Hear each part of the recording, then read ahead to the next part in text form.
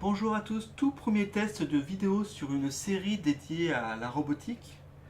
Avant tout, je précise qu'il y a beaucoup de choses qui me plaisent pas, que ça soit dans le setup vidéo, que ce soit dans les conditions techniques, que ce soit surtout dans mes propres performances en tant que narrateur. C'est un domaine où j'ai encore beaucoup à m'exercer. Cela dit, j'ai décidé a priori de tout garder, c'est-à-dire qu'on sur la chaîne il va rester toutes les galères du début, à la fois que ce soit des galères techniques ou artistiques. Donc ces vidéos prendront la forme d'un journal de création d'un certain nombre de robots, c'est-à-dire que je vais décrire les différents objectifs que je me donne pour une soirée. Je vais peut-être présenter quelques manipulations. Ensuite, je ferai ces manipulations et la création proprement dite hors champ. Et dans la prochaine vidéo, vous verrez le résultat de ces manipulations ainsi que les prochains objectifs. Alors, je vais présenter les différents robots qui vont être en fabrication. D'abord, le Asimov, qui est mon objectif final, hein, un peu mon boss de fin. C'est un robot qui sera un robot peintre, c'est-à-dire qu'il sera capable de peindre à la fois sur des toiles, sur du papier, mais aussi sur n'importe quel type de support, y compris du bois, du marbre ou ce que vous voulez, dans de très grands formats, potentiellement même de très très grands formats, et avec des vrais pinceaux et de la vraie peinture qui pourra ensuite être mélangée aussi sur jusqu'à 8 couleurs si mes prévisions s'avèrent correctes. Donc un robot assez difficile à faire, peut-être un peu original, un peu innovant, nous verrons bien si ça fonctionne. Parmi les autres robots en création, il y a ce robot qui n'a pas vraiment de nom. C'est une sorte d'horloge euh, un peu steampunk que je vais utiliser dans une autre vidéo à moi. Ce robot est fini, il reste juste à plugger le machin, mais je vais pas le faire tout de suite, on va attendre la vidéo en question.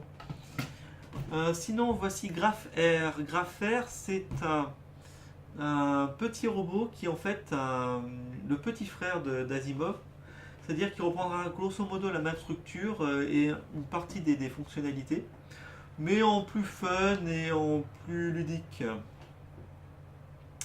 Grapher a vraiment eu du temps à. Vraiment mis du mal à trouver les différents éléments pour le fabriquer, notamment ces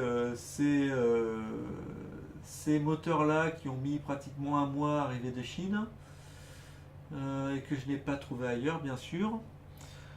Autre caractéristique qu'on va retrouver dans les deux robots, que ce soit Grapher ou Asimov, ce sont des roues Mecanum qui sont capables ce sont des roues omnidirectionnelles dont j'attends beaucoup. Tout va dépendre certainement de la précision de ces roues.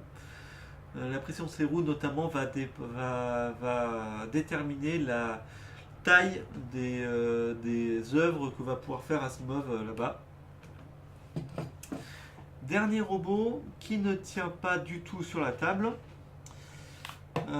Donc j'avais espéré dans un premier temps faire une jolie transition classe avec d'autres caméras, etc., etc. Mais pour l'instant je n'ai que ça. Donc on va faire ça. Bon, ça casse complètement l'ambiance que j'ai mis autant de soins à préparer. Voici le latexotron. Alors qu'est-ce que le latexotron? Le latexotron, c'est pour m'aider dans une autre tâche que j'ai, qui est la fabrication de masques. Fabriquer un masque prend pratiquement 1 heure, dont sur la grande partie de cette heure, c'est mettre des couches de latex sur un objet, en l'occurrence là une tête. C'est fastidieux, c'est lent, et donc ce robot est censé, le cahier des charges en gros, c'est permettre à jusqu'à 6 objets, peut-être même potentiellement 9, d'être recouvert de jusqu'à 7 couches de latex en une session, qui va durer certainement un certain nombre d'heures, avec une phase de séchage entre les deux, entre chaque trempage ou équivalent dans le latex.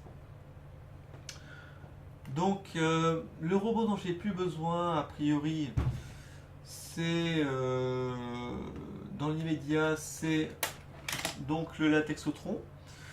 Malheureusement, le robot que j'ai plus envie de faire, c'est Asimov. Et ainsi que son petit clone graffeur. Donc je vais certainement alterner le tout. On va certainement faire Asimov, le graffeur et le latexotron en premier, en alternant les vidéos. Et ensuite, je m'attaquerai aux bases de fin.